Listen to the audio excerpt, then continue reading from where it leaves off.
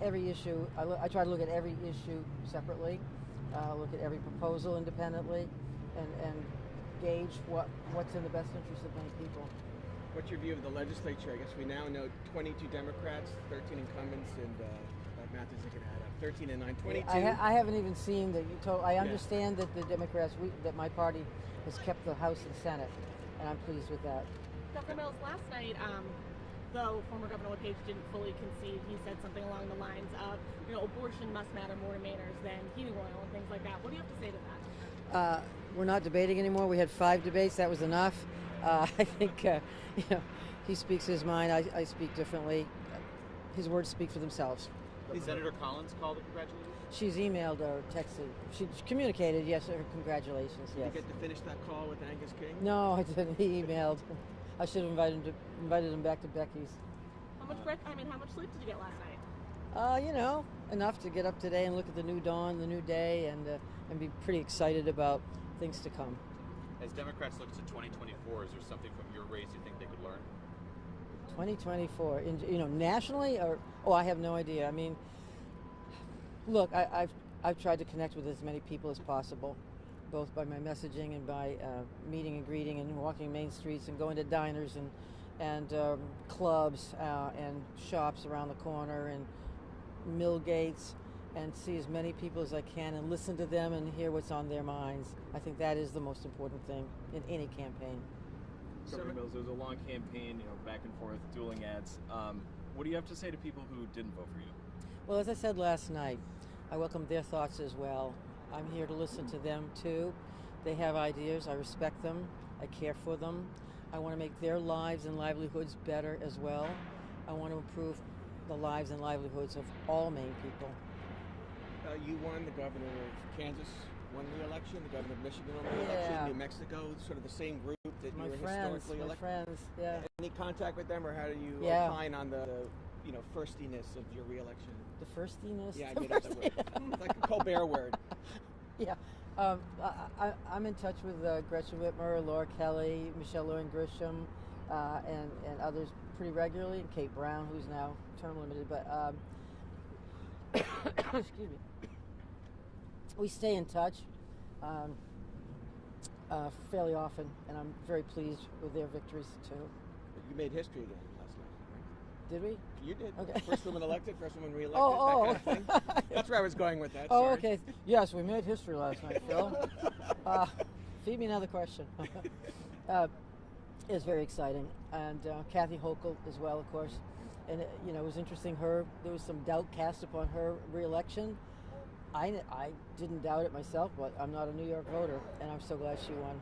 What, if anything, did you learn new about the state or the voters and what they may want, what direction they want the state to go in? Well, at first I learned a lot of new people. We know the statistics. That Maine has the 7th highest in-migration rate in the country. We're reversing, I think, the brain drain. But meeting some new young families who moved here in the last few years, meeting new asylum seekers and new Maine citizens across the state is really heartwarming. So that was probably one of the high points of the campaign for me. Would you say those new folks are lasting change? They are lasting change.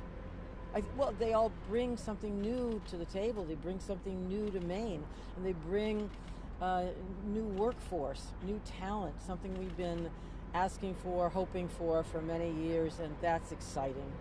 The margin you won by was significant. What do you think that says about what Maine people are looking for? I think Maine people looked at my record and looked at my opponent's record, compared and contrasted the two, and cast their vote accordingly. I think my record, leading the state through a very, very tough time. I just got to say, the reception at the polls yesterday was as warm as I've ever seen it. And, I've been involved in many campaigns for myself and for others. The reception was really heartwarming.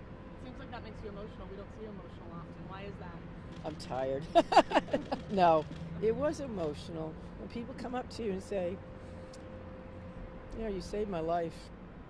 Thank you for saving my family during the pandemic. Things of that sort. It was real. It was real. It is real. And we know we have problems to tackle coming up.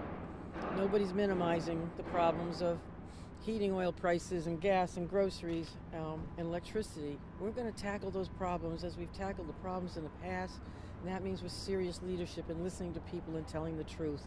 That's how we led. That's how I led through the pandemic with great advisors like Jean Lambrew and Pender Macon and Nirav Shah. We're going to continue to do that with the problems of the future. Would you say there was a contrast between that response at the polls and some of the attacks? I mean, we talked to you on Monday. You said you were surprised at some of the attacks. Well, I think some of the media did a good job checking rather.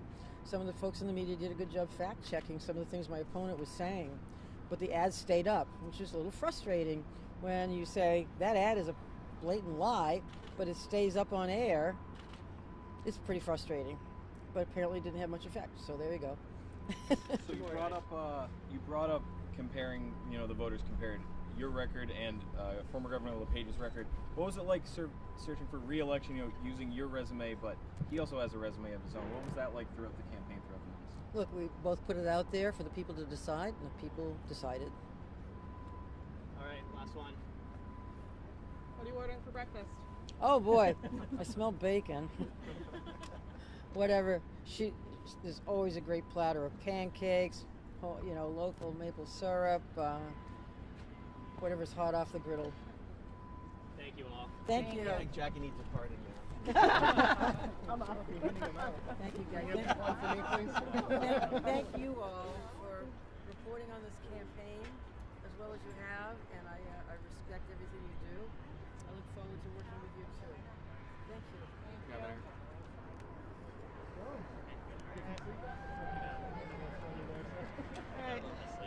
Yeah, I didn't get to that till like 2 o'clock. I didn't get home till after that. Yeah. Well, show it. You worked well. Thank you. Yeah, talk to you in a few hours. We'll see how I feel that. Right.